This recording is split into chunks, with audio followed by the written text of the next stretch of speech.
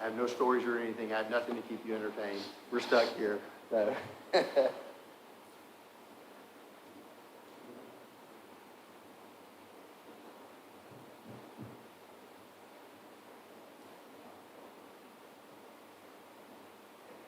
All right, we're in business. Back to you. If you don't mind, can we just briefly start your presentation over just real quick? I think it's really important, even though we had technical difficulties, that the public hear the presentation in full. I say some parts better than others. You're good all the way around. If you just briefly go through it just real quick, Sure. and then I'll make a few comments. Absolutely. Like I mentioned, we really want to address a lot of the stuff that was brought up last time, and the key part of it, why are we here and why are y'all here? I think that's important to lay out, probably for us as much as it is for the public and everything. So the reason y'all are here, again, is because you represent a certain portion of the community. That each of you represents, obviously, a residential side, just from your own neighborhoods, but you also represent, along with those who are specifically for that, you represent portions of the community that, the retail side, low income, if you would, then your larger users, larger retail, manufacturing, multifamily, different portions of that. And that's what we ask of you. We don't ask you to run a utility. We don't ask you to give suggestions on what infrastructure we should put in. We ask for you to come back, I guess, with answers and with insight on the decisions that we're making, the things that come out of this study, decisions we're trying to determine which way we go. We want to know how that impacts your community portion, whether it's residential, whether it's multifamily, whether it's industrial, whatever that might be. We want to know how these decisions and these thoughts, how they impact your community, as well as MBU and the city of New Braunfels as a whole. But what does it mean to y'all? That's why there's such a diverse mix here of people throughout the city, and why you're on this committee right now, because that is what we need from y'all, is your insight more than anything else. And then, as we mentioned earlier, we want to talk a little bit about some of the actions y'all are taking. What are y'all doing with respect to what we covered last time, the policies and these strategies that we're talking about right now? Mr. Vice Chair? Yeah, thank you very much. One of the things for the committee's sake is Les and I have been working on coming up with like a format to where each of us can choose 2 or 3 of the policy areas that we learned about in the last meeting. And basically self-appoint yourself to this particular topic, if you will.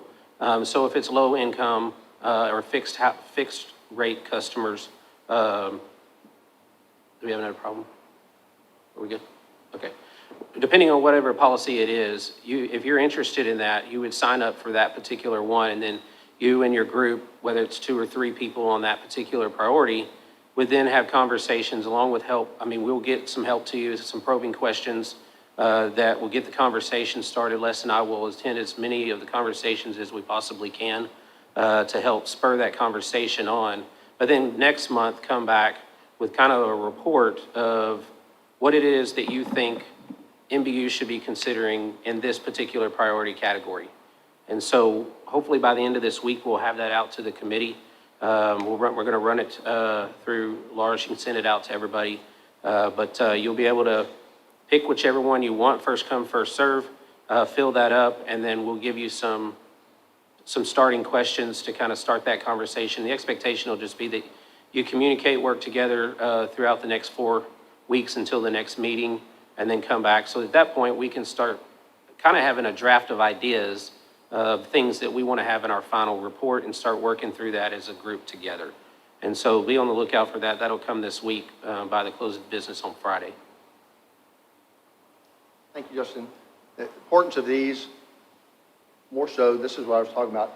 These type of things will help drive the decisions that we're making, the direction that we take on these things. So that's why we're asking that from y'all. Some of these things, as you saw, the policies and strategies from last time, some will be more important than others. Some will be important to one group in the community and not as important to another. We may not be able to address all of them. All of them obviously can't be number one. So we'll have to look at that too. And some of them work against each other. But those are all things that we want to take into account as we kind of pull this thing together, especially as we start to come to a close further along in the year.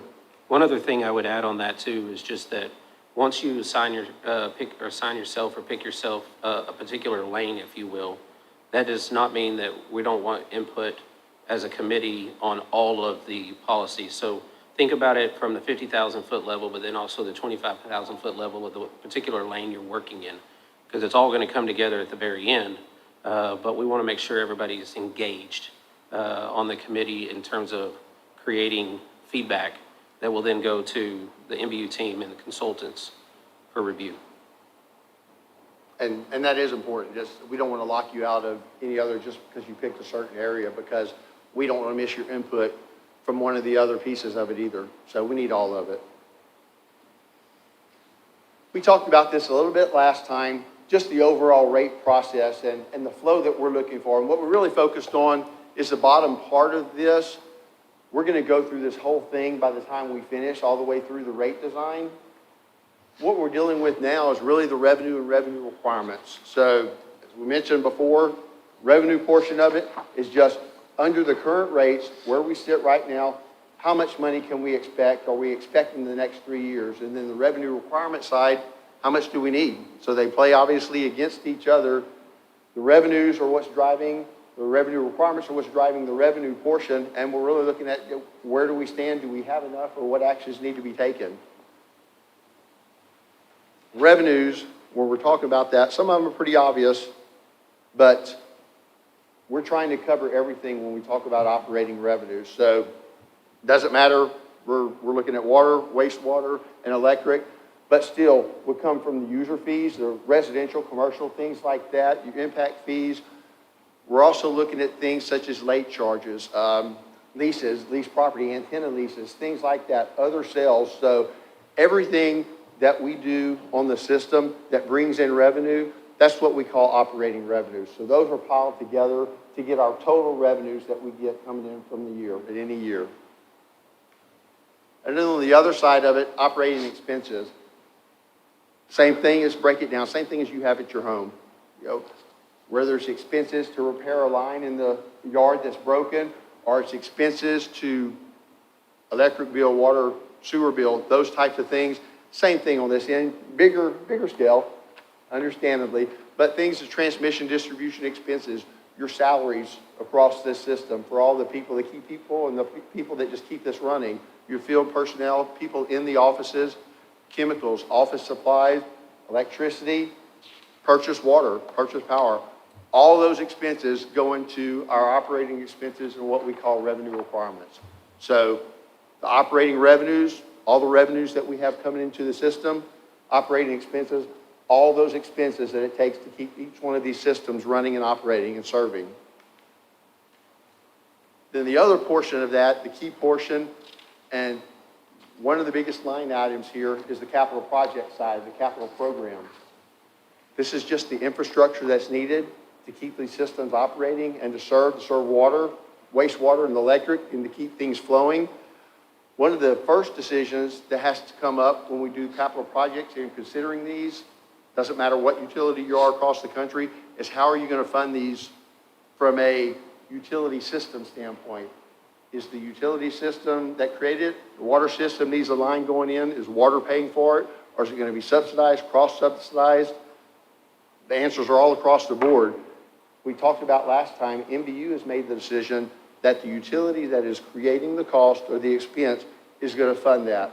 So if electric has a need, a capital need, electric is going to fund it and pay for it through their user fees, their rates.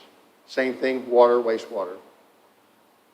So from that standpoint, then we're looking just at a few options for funding these capital programs. And these are really tools that MBU has in the toolbox. You know, their goal is obviously to stay competitive, to stay reliable, and they want to make sure that it's efficient as possible, control the cost, and it's a mix of these on how they do that.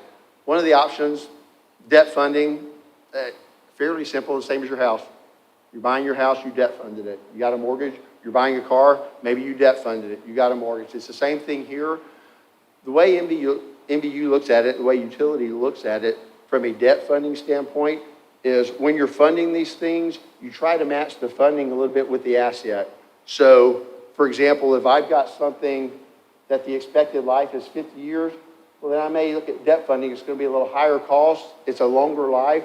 So I'm going to turn to debt funding to look at that for a way to get that done. Then from the cash funding side, we're looking at smaller things. So if you're buying a car and the expected life is 7 years, you're not going to finance it for 15.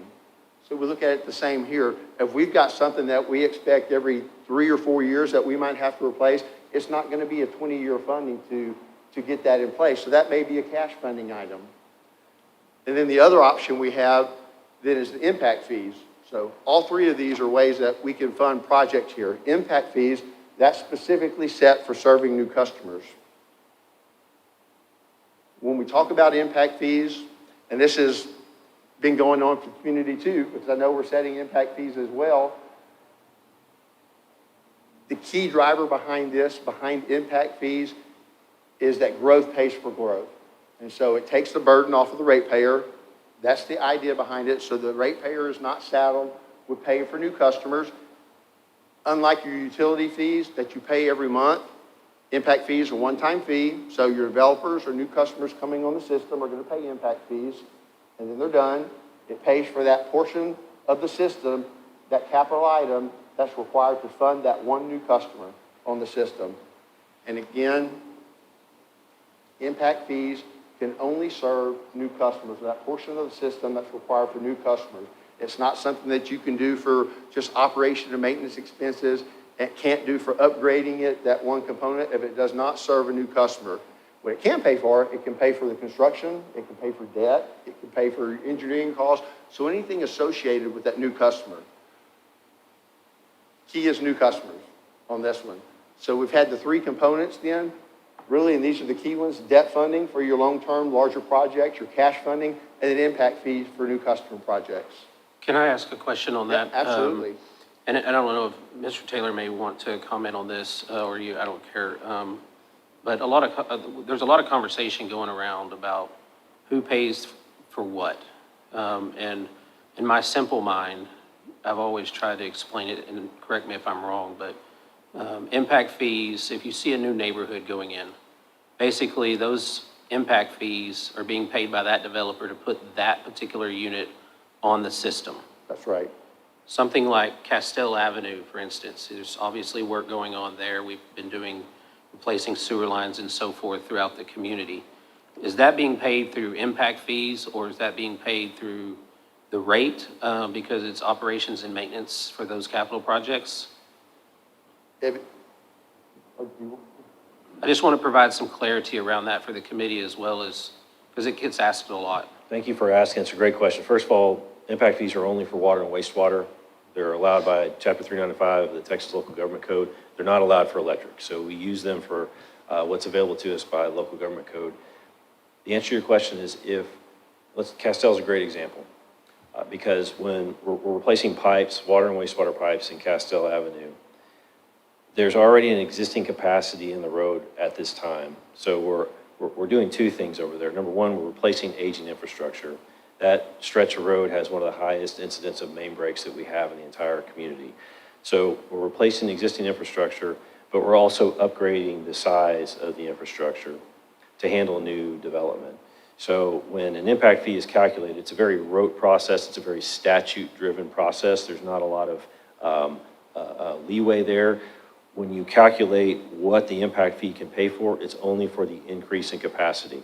So if there's an 8-inch water line there today, and we're putting in a 12-inch water line, the portion of that cost that would be just replacing the 8-inch is not impact fee eligible, as they call it. But the upsizing from 8-inch to 12-inch, that portion of the cost is an impact fee eligible. So if you've seen any of our presentations at either the Impact Fee Advisory Committee or we were just at City Council on Monday evening, we go through that calculation. It's a very detailed calculation. There's a whole report that's put together, and it ultimately results in a table of water projects and wastewater projects where they're literally listed of what percent of that project is impact fee eligible. The second distinction I'll make as far as eligibility or not eligible is that in Chapter 395, it allows for, this is just a unique thing, there's only 10 years of capacity that you can put in the impact fee. So if you're going to construct an asset that's going to have a life of, say, 20 years, you can only take 10 years of life and put it in the impact fee. So if it's a 20-year asset, it's half of the cost of that project can be in the impact fee. So if you will, just to kind of, for me, simple, to make it simple, you got two buckets of money. You've got money for capital improvements that are coming out of the rate that we pay on a monthly basis for water and sewer. Then you've got impact fees. So a new line goes in on Castell. We as ratepayers are participating in the reconstruction of an 8-inch line, essentially. Development, who's paying the impact fee, is participating in the next 4 inches to go from an 8-inch to a 12-inch. So I'm not actually being asked to pay for new development in that scenario, right? That's correct. I just wanted to make sure that was clear, because that gets circled around a lot, and it's confusing, and I understand that. And so I wanted to kind of make sure we did it in a simple way. So thank you for your answer on that. That was appreciated. You bet.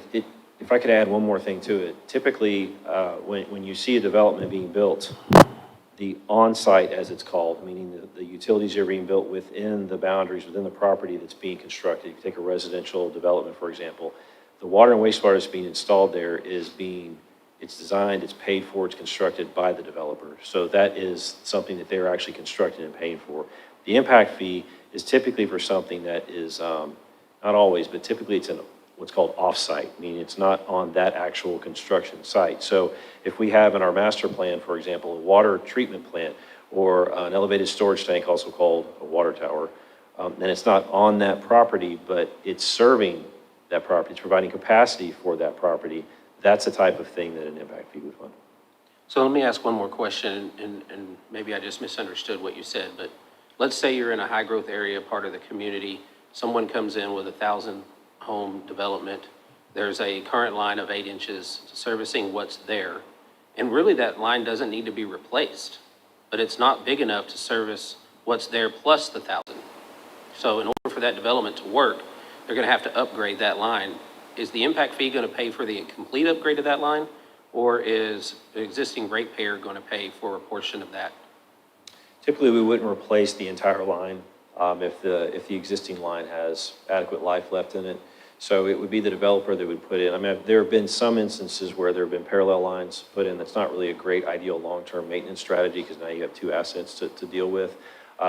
It really just depends, because there's a number of different ways to serve development. It's the concept really that follows no matter what the application is. So in other words, we're doing everything we can to make sure when we apply these impact fees and these cost of service fees, or not cost of service fees, but the rate, we're doing everything we can to make sure that the existing homeowners, ratepayers, are not paying to put a new development online. That's absolutely correct.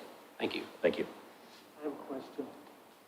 So you use the example of Castile Avenue and going from an 8-inch to a 12-inch line, and that the impact fee would only cover that portion of the 4 inches of the increase, am I correct? Correct. And in a new development, there would be new properties being installed that would pay that impact fee. Castile Avenue doesn't have any new properties going up, does it? No. So who's paying that 4-inch increase for the impact fee on that then? Yeah, great question. It's part of the impact fee calculation. So the way an impact fee is let me take a step back. When you make application for a water or sewer service in our community, you pay an impact fee. That dollar amount is a calculation that takes into account every project that will serve, that's going to be constructed within the next 10 years, or past projects that were constructed that have capacity left for the next 10 years. The dollar value of all of those is summed, and then it's divided by the estimated number of new connections, new service applications that are going to be made over those 10 years. The number that comes out of that is the impact fee. So the value of that Castell Avenue project, the value that's above and beyond the replacement of that end-of-life pipe, that specific project is in the line items of projects, and that's called the CIP, the capital improvement projects. It's within the impact fee CIP, as it's called, and that's how it's paid for by each individual developer or builder who has made application for new service. You might also Regardless of whether or not they're on Castile Avenue, right? Yes, sir. Okay. talk about service areas. That may be what he's getting at, because we have service areas that if an impact fee is collected in a certain service area, it can be used for a project within that service area, right? Well, so within New Braunfels, there are some utilities that have very, very large territories. And because the territories are so large, the service territory itself can be broken down into sub-territories because particular sub-territories may have needs that others don't. MBU's system isn't like that. So within, for example, the water system, we can break the water system down into what's called pressure zones. And that's how we analyze it for coming up with different projects. On the sewer side, we have these, what we call sewer sheds or sewer basins, or areas that drain to a particular plant. Each sewer plant has its own basin. But the impact fee is system-wide because the system, there's not enough differentiation between those pressure zones or those sewer sheds, those drainage areas. There's not enough differentiation to come up with a separate impact fee for each. So the impact fee is the same no matter where you build within MBU's territory. I think the main thing to remember is impact fees are being paid by the development, new development, and the ratepayers are paying for the operations and maintenance of things that are not new. And upgrade of aging infrastructure. Yes, sir. That's right.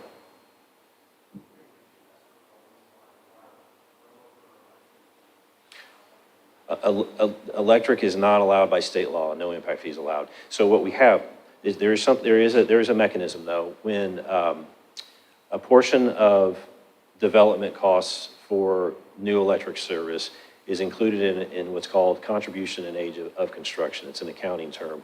And so within our electric connection policy, there are accommodations that put requirements on developers to either make a cash payment in the case of the contribution in aid, or there are some portions of the construction within the development that the developer is required to construct. For example, most new residential development is underground. You don't see a lot of overhead lines in new development. So when it's underground, the developer is responsible for the civil work, so to speak, civil CIVIL, the concrete pads of the transformers or pull boxes, the underground conduit and that type of thing. And it's something, just to point this out, we're in the process right now of, and we do this periodically, reviewing every fee that we assess within the utility right now. And the idea behind that is to look at, number one, are they current because things cost more now? And number two, where are they with respect to benchmarking? And so it goes right to the heart of your question. Electric utilities, each utility has their own policy, so to speak, for how costs are allocated to developers versus put within the rate. And that particular one has been a topic internally within the office the last several weeks of how do we delineate that and what is best practice and what is the benchmark right now. I appreciate you going down this road for a moment and diverting a little bit because every policy lane that we have, you're going to hear about impact fees and how does impact fees and how do you fund capital improvements in a growing community like this. It's going to be in every single policy lane that we're going to be discussing. So thank you very much for that. Thank you. I appreciate your questions.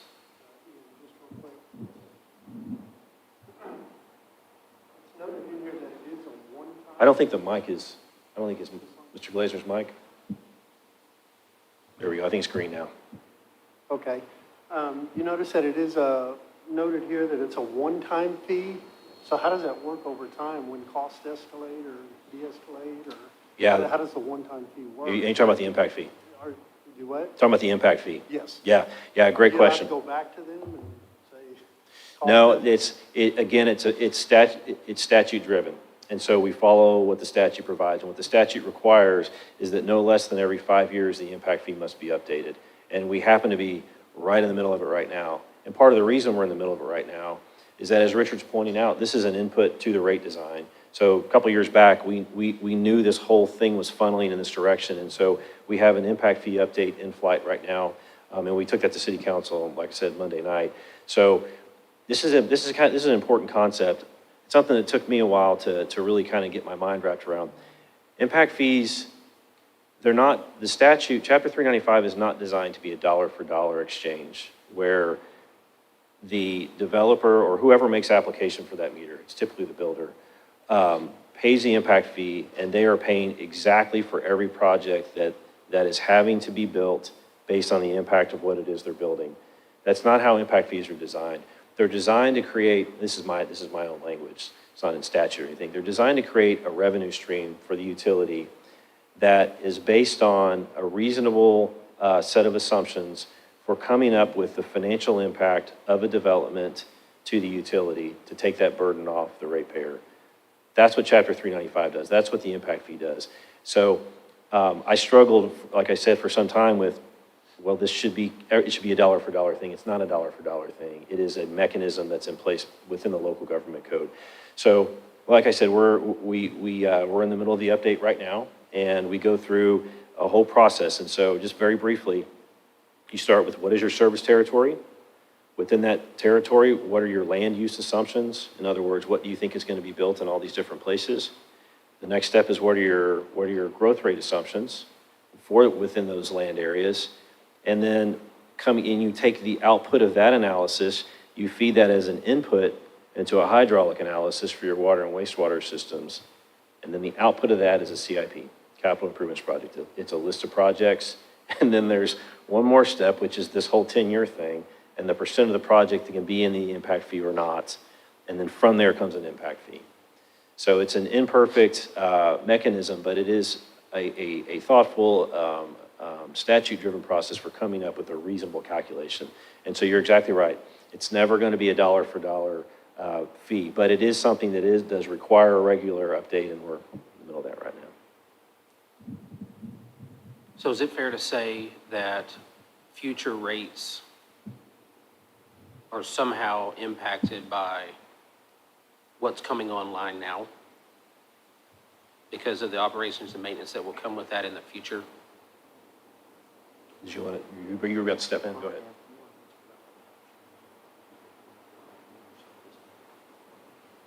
Yeah, go ahead. One thing to note on that is, Ian mentioned the purpose of it is, the impact fees will pay for new growth. Rates will pay, like you mentioned, for operation and maintenance, running the existing system. So you mentioned we're going through this right now, the impact fee process. The purpose of the impact fee process, remember Ian said, to get that capital portion that you need to spend for the next 10 years for growth, then the number of new customers you expect to come in, one divided by the other. What you do is you bring that's called the maximum allowable impact fee. If you adopt that, in theory, you've covered all the infrastructure needed for new growth for the next 10 years. The next part of that is you, the city, can choose what to adopt. You don't have to adopt the number that's given. That number that's given is what it's going to take to 100% fund the new projects for the next 10 years. You can go anywhere from 100% to zero, honestly. So you got to remember then it's a zero-sum game, basically. So if you don't pay for it in impact fees, if you choose not to adopt the 100%, it comes from rates, as you're mentioning. So the dollars have to come from somewhere. They're fully funded, then they come from impact fees. If not, then you shift some of the burden over. So currently, the MDU, it's the city council approves the maximum allowable impact fee. Then it goes to the MDU Board of Trustees to make this decision. What percent of the maximum allowable impact fee will we assess and collect? And the MDU Board of Trustees has made the decision that we will collect 100%. And so that's what we've been doing for, gosh, at least 5-6 years now. We've been at 100%. Christian, you asked a question? Yeah, I think it's worth noting, and correct me if I'm wrong here, because I didn't know this until recently, but in addition to these impact fees, if a specific developer's project requires improved infrastructure, oftentimes the entirety of those costs are borne by the developer, correct? Yeah, that's how it's designed to work. So for example, if a development is proposed outside of MBU's territory, and when I say territory, I'm talking about a legal boundary set by the Public Utility Commission. It's called the Certificate of Convenience and Necessity, CCN, another acronym. If a development is outside of MBU's CCN, well, let me say it the other way. If a development's inside MBU's CCN, we have an obligation to serve. We must serve. We can't just say no. We have to serve. If it's outside of the CCN, we do not have an obligation to serve, and what we do is we serve by contract. So MBU has chosen not to expand its CCN in portions of the territory that currently do not have another utility provider serving. And the reason we've not chosen to expand is because to serve those areas outside of our CCN, outside of our legal boundary, it gives us the ability to serve by contract. And because we can serve by contract, it allows us to negotiate those types of things that you're describing. So if a development requires certain infrastructure that maybe is, maybe it's not on the impact fee CIP, maybe it's unique, maybe it's extraordinary, whatever the case is, we can put that in the contract, and we have that in place right now for developments outside of the CCN that MBU is serving. Since MBU has adequate water supply and the ability to serve, we tend to be a utility that developers will approach if, because we have the ability to serve water. And we typically have a fairly robust water and wastewater system. So oftentimes it'll be by contract that we'll put those requirements in there. Well, thank you for that. I mean, I just think this is a really important part that plays into what we're here to do, is to provide feedback, and this plays into every one of the policies, you know, going forward. So, I mean, obviously, our whole goal today is not to talk about impact fees, but it's really important, because whether it's coming from rates, like you said, I appreciate you saying it's a zero-sum game. The capital improvement needs do not change. Right. If you don't collect the 100% of the maximum allowable, you're going to have to come up with it somewhere. And so when we provide our feedback at the end of this, this is a big part of it. And so I think it's something that we all need to, at a basic level, understand what an impact fee is, what a cash funding is, and how you go about collecting the right rate. You know, because ultimately you want to have some sort of rate stability for the ratepayers into the future. And so this is important. If I could say just very quickly, the zero-sum game comment, it's an important concept. There's no profit in our rates. Richard has talked about this term, cost of service, a number of times. The reason cost of service is so important is because it truly is the cost to deliver that service, water, sewer, and electric. There's no profit. So you've got to fund it somehow. And if it's not in the impact fee, it's got to be in the rate. There's no other place that it comes from. There's no profit that we eat into. And so as folks managing the utility, one of our biggest obligations is making sure we're doing it as efficiently as possible. We're controlling costs as best possible. We're bringing in sources of revenue that may not be there. So absolutely. One other thing I would say too, I would encourage you, if you have questions about impact fees, it took me years to really get my arms around it. I think it's just because it's kind of a complex code that's written. There's a lot of nuance to it. So I want to encourage everybody on this committee, you don't have to, if you have questions between committee meetings, email them. Because if you've got the question, somebody else, I guarantee you, has the same question. So we can continue a kind of a dialogue and a log of Q&A on impact fees. They're very important. Thank you. Thank you all. Justin, you're right. Ian mentioned Chapter 395, which drives impact fees.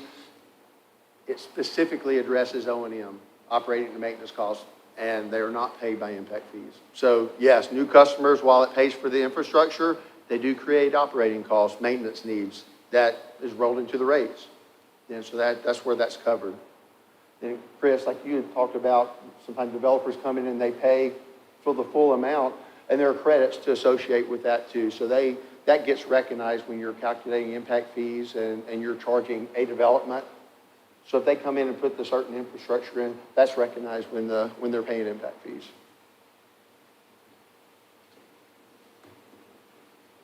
Okay, cover it. This was important. These parts were important to kind of get down. And the next part,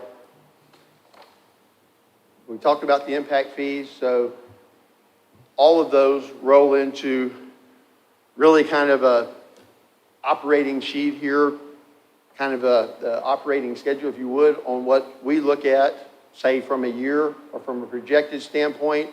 If you'll see, we've got the operating expenses, we've got the operating revenues.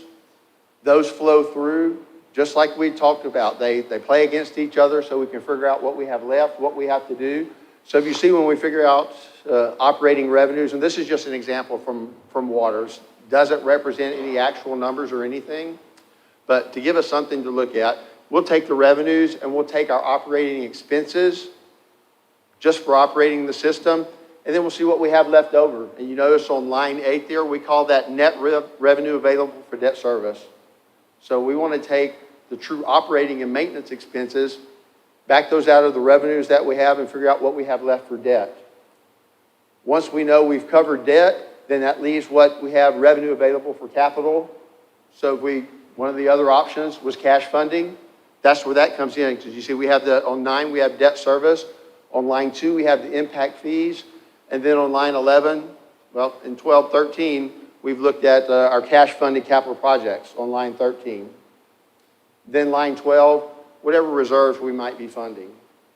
So once we've funded debt, we've funded reserves, we've cash-funded capital projects, then we know what we have at the end of the year to operate with. And so we'll project that on out. Now, one thing that we have not talked about here, but it is very important, line 10, that debt service coverage. An important component everybody has to deal with if you're issuing debt. Debt service coverage, that debt service coverage ratio just tells you how much cash you have left after you pay your operating expenses, how much cash you have left to pay your debt. That's purely what it is. The lender is who drives, so each individual lender is who drives the ratio, what ratio you have. These can range from a 1.0, 1.15, 1.25, 1.5. So it's driven by the ratio. It's driven by the lender. MBUs is driven by their lender. They can't determine what they want to do. So if you have a debt service ratio of 1, that's just saying after you paid your O&M expenses, your operation and maintenance expenses, you have enough money left to pay your debt service, and that's it. So something negative, if you go below 1, you can't pay your debt. The higher you go above 1, the stronger financial picture you are, and you present to your lenders. So really what that tells you is kind of like a credit rating on that too, because if you're stronger there, that impacts your interest rates that you get charged when you're borrowing money on that. And it's as simple, say it's as simple, but it's our net operating income divided by our total debt service. So that we had that line 8, that net revenue available for debt service, and then we have debt service on line 9. So it's just one divided by the other. Net operating income divided by your total debt service. That gives us your debt service coverage ratio. The reason this is important, because if your bond ordinances state that you have to hit a certain coverage, sometimes that drives your rate increases. So even if you don't need the money to operate your system, sometimes you need the money to hit a certain debt coverage ratio. You cannot miss these debt service coverages. Your lender will not allow it. So that's why these are important. It's not a linear thing. These don't go hand in hand with, here's my rate increase needs, here's where I'm hitting my debt service coverage ratio. So sometimes they work opposite from each other, and sometimes you have to fund more one in order to get to a certain spot, either to cover rates to operate or to cover your debt service coverage ratios. Then the other part, electric side, same thing. Example electric, example water we saw. I had a quick question on that. Yes, sir. So the debt, when it's issued, does it cover all the different areas, electric, wastewater, water, or is it specific to the area that's being covered? You can do both. It depends on how you issue the debt. If you issue a revenue bond, you're securing it through certain revenue funds. If you're securing it through water, wastewater, you can issue a water, wastewater bond, or you can issue a total utility bond. If you issue total utility, then that's the number, the debt service coverage number that drives what you have to meet. If you issue it just for electric, because there are times where you have electric needs, you don't have water, wastewater, or vice versa. So you can issue debt just for that utility, for those needs, or you can issue it as a combined system. There's no set driver, no set answer on that one. But perfect question, because that is important.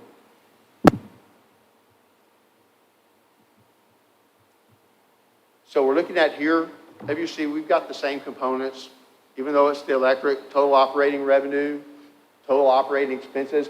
We still have debt service on the electric system. We have line 10, we still have a debt service coverage number that we have to hit, and that comes out of the calculation. And then we still have certain amounts that we're trying to hit for transfers, that we're trying to hit for capital projects, we're cash funding things. And then 14, what do we have at the end of the day? And if you remember when we talked about it, and we talked about this last week, or last time when we were here on the policies and the strategies, MBU has made the decision not only to fund capital projects by who is creating the cost, what system is creating the cost, but also to fund each utility standalone. So electric's not only going to pay for their own capital project, they're going to pay for their own operation of the system. Same with water, same with wastewater. So they've made the decision, each utility will be standalone and pay for itself. On electric, a little bit different, and I think everybody is feeling the impact of this right now. If you'll see on purchase power, and this is what's happening with electric, and one of the differences there, that $120.1 million, the major portion of the total system cost. So that is 62% of MBU's operating cost right there. Not alone on utilities that run an electric system. So if you look at purchase water costs, that's only 3%. Tells you what a big difference and what a driver purchase power is to the cost of the system, and those costs get passed along as well. They have to be recovered. Quick question. Yes, sir. Looking at the debt service coverage line on the water side, it's 2.47 all the way across into year 2026. Yes, sir. On the electric revenues page, it's 3.5 now, 1.86 through 2026. I think the question I've got is, how do you build in for times of uncertainty, like what we've gone through here recently? How do you build that in? Because does that just mean you have more debt capacity that you could engage in, or does that mean you just have more reserves? What exactly does that mean? That doesn't mean anything there. Keep in mind, these are examples Okay. on that, but a fair question, because then after we hit those debt service coverage ratios, then we saw what we had available. So obviously, if you have a higher debt service coverage ratio, you're going to have more room for cash funding. You're going to have more room for whatever operating reserves you end up funding. So a higher debt service coverage number does mean you have more available cash. But that would be for capital improvements, not for Or day-to-day reserves. rates. It could be for reserves as well. So if you look on that line 12, the contingency reserves, so that's funding like you're talking about, just what you're saying. So that funds reserves. It's not allocated for anything in particular.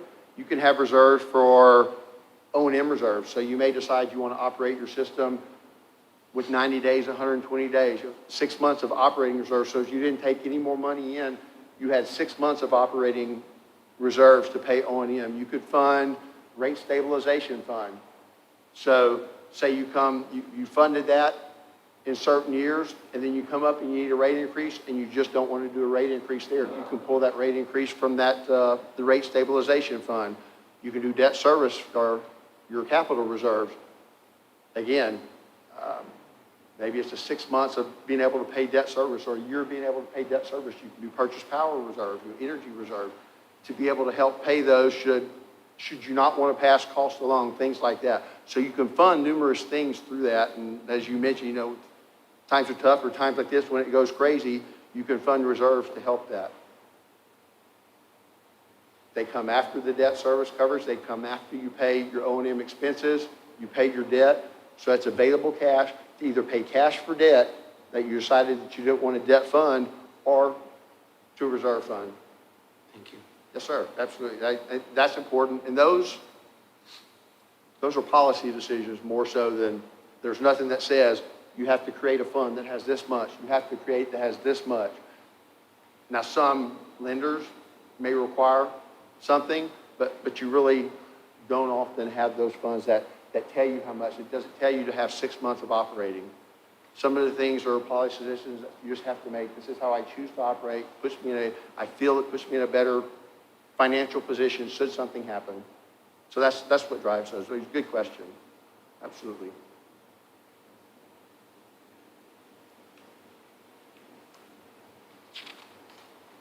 And again, we mentioned the big driver on these, the big driver of what's happening with electric. Everybody's feeling it, is this purchase power. There's a couple of things that happen here, And this is just showing you, giving you an idea of the changes in purchase power cost. And this is daily changes. So you can see where it drops to base. And what happens when you're doing the electric rates, MBU has some of these costs in your base rates, but a certain amount. They can only project a certain amount. And so they've taken some of the risk and said, okay, we're going to put this much in our base. But then if you see, then you recover the fuel costs. You recover that change, those adjustments in the purchase power, and those are pass-throughs. And you can see it gets, some of them go off the screen there. I mean, they go up to probably 800. So it is volatile. It changes daily on that. That's why these are pass-through costs, but you can see what a big change and what a big driver they are just to the cost that MBU is experiencing and what it passes along to the ratepayers. Just real quick, Yes, sir.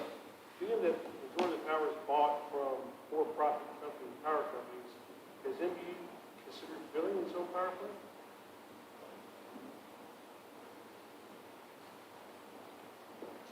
Yeah, absolutely we have.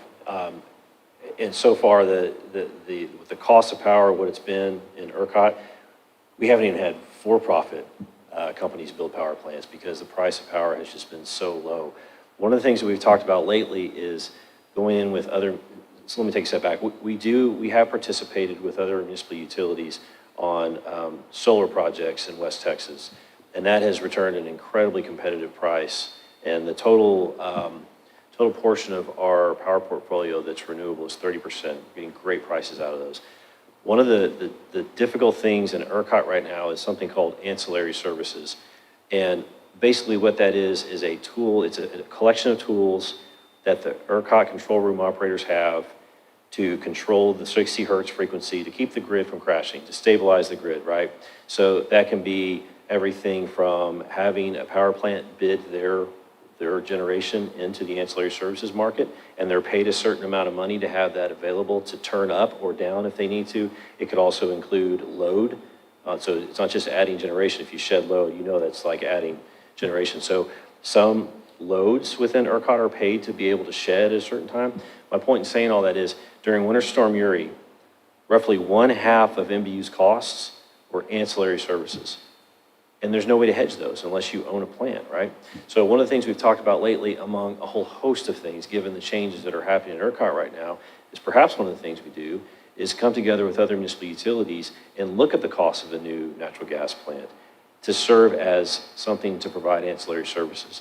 I was just having a conversation with someone in the office today too about utility scale batteries are getting to the point where that may become economical at some point, because all you need is for a couple hours at some point during the day to operate. But so far up till this point, it has not been economical for MBU to own. The risk is tremendous, actually building what they call steel in the ground. That's building a plant. So what our hedging program does is it's actually, basically owning a plant is basically a hedge. It's just a physical hedge. So rather than a physical hedge, we've had our hedging program, which they're financial hedges is what they are. And so when you look across the market and how it's been over the last 10 years or so, the right decision has been financial hedges because it's been entirely too risky to build a plant. But things are changing. You continue to look at that.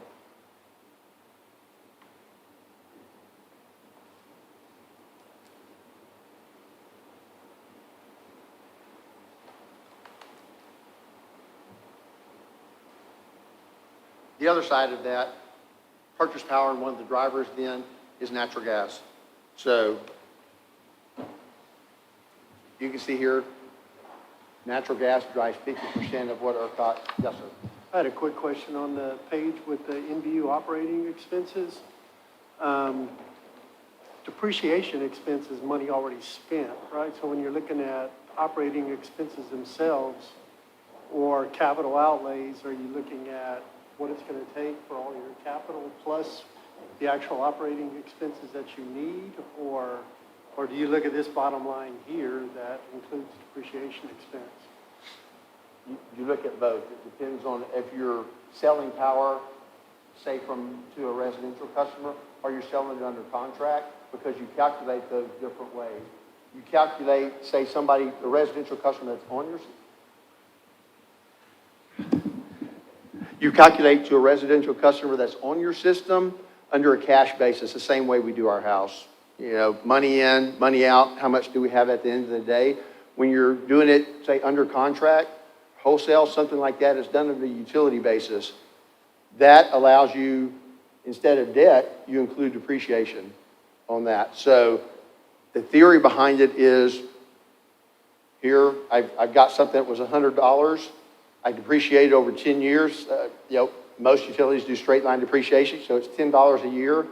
You're charging that, collecting that $10, so at the end of 10 years, I have the $100 to buy that equipment again. So you get to do it both ways. It depends on the customers you're serving. Did that make sense, the answer? Yes.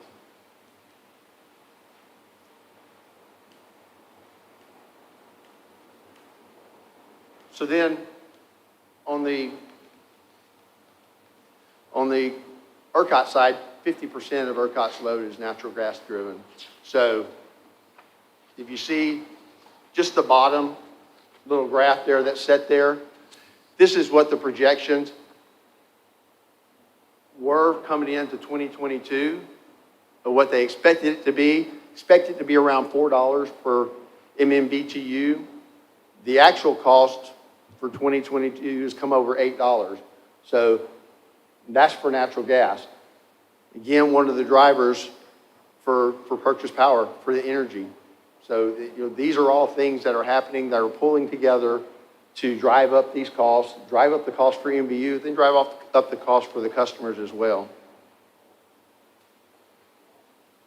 Some questions that have come up, and one question, well, hit this first. This is really just to point out MBU is not by itself. You see here where Texas ERCOT is, fall in the middle. The light blue is last year's. This is where, you know, basically electric prices were last year in the light blue. This is where they are and where they're driving summertime for this year, for 2022. So this is happening across the country.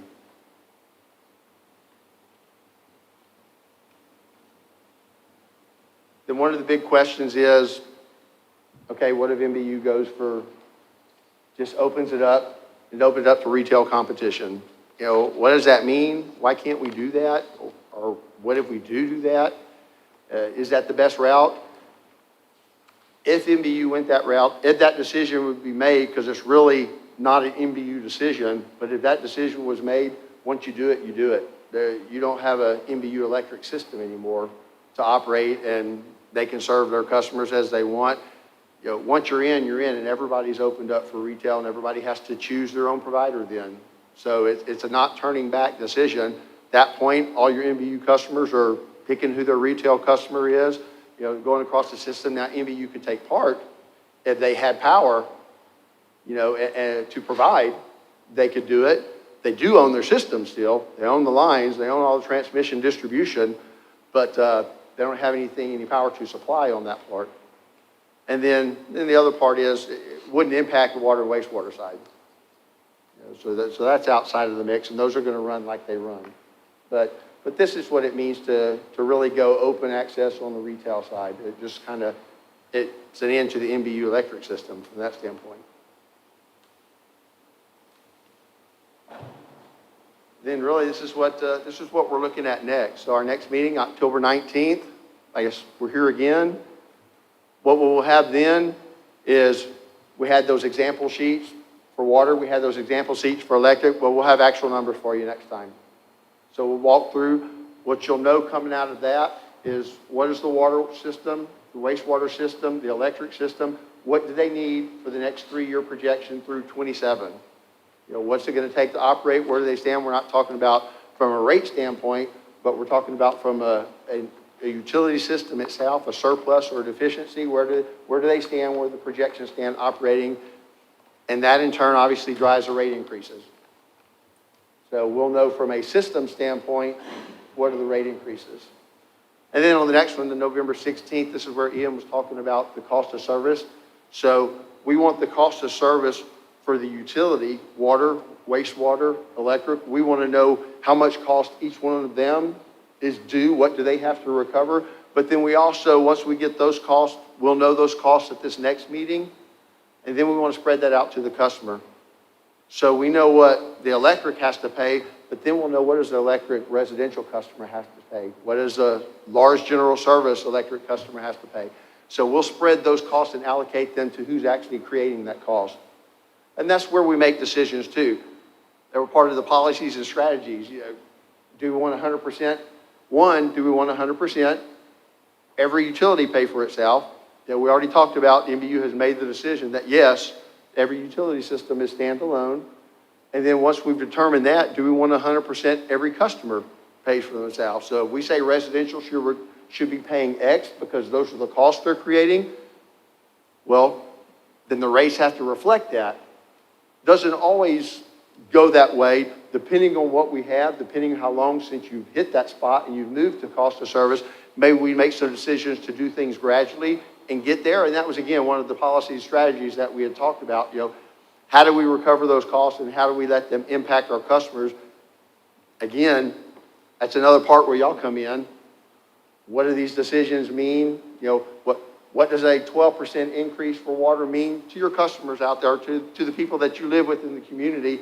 And then how do we recover those? So how do the rates look like? How are they designed? So those are part of the decisions that we make and we'll talk about coming up. And that is it. That is it for today. So any questions about what we've covered, what we've got coming? Real quick, Les just sent me a message and was asking a question. As ERCOT continues to address the transition of reliability market, their costs will continue to increase, perhaps significantly. How do we incorporate this uncertainty and mitigate these impacts? Is something to speak to?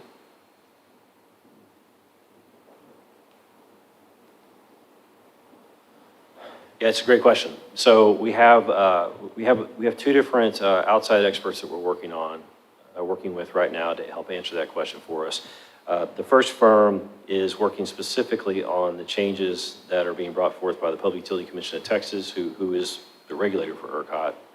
And the second is a firm that is looking at our overall hedging strategy and looking at those policies and looking at those decisions that we make on a regular basis. And then again, the overall policy of, is this dialed in properly for the new market that we're all operating in right now? So I think that's why Rich stepped aside, because when you look at the electric rate, we'll get into the details of this. We basically have, and if you've watched any of the electric forum or the other presentations we've given recently, the smallest portion of the bill are the wires charges. So there's this portion that's associated with the distribution system. That's the piece that MBU owns and operates, the smaller lines you see run down the street and that kind of thing. Then above that, you have the transmission network, and the Public Utility Commission of Texas through ERCOT just tells us what that is every year, what our cost is for transmission. But then the majority of it is the cost of power from ERCOT, which is what the chairman is asking about. And when it comes to rate design, the question for the rate design is how much of that goes into a base rate, which is an amount that we can assume is pretty much going to be no less than that amount every month, and then how much of that is variable. I think that's really essentially the question that we'll be putting before the rate advisory committee as we design these rates, is what does that look like going forward? So there's two parts of this, I think, the answer to the question. One is, what's MBU doing with its hedging strategy? And the second is, how do we account for that in the rate?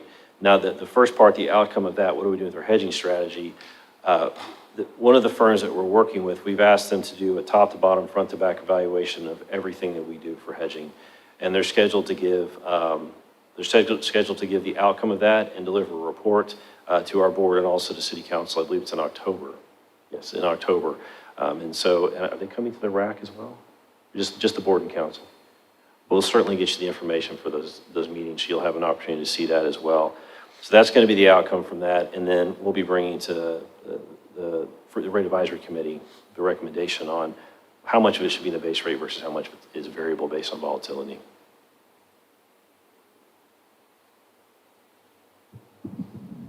I had a question about the market price forecast. I'm just curious, the Western markets, they were notably higher in 2021 than the other markets, but they also have a significant reduction this year. Do you know what that's attributed to? I don't know. No, sir, I don't know. we can find that out and what's driving it. Yeah, the forecast is from the Energy Information Administration.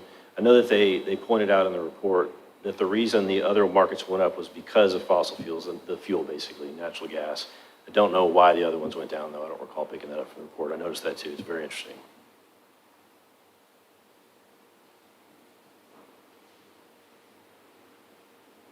Anything else then for today? If anybody else has any questions, and now's a good time to ask those, I guess. And we're here, and as Ian mentioned, email, send these out, that not all the stuff we talked about today is self-explanatory, some of it, it's a little confusing, just email, ask us, send it through MDU, and we'll get those answers to you. I would just again ask that everybody keep on the lookout for an email from either Les, I, or from Laura by the end of the week.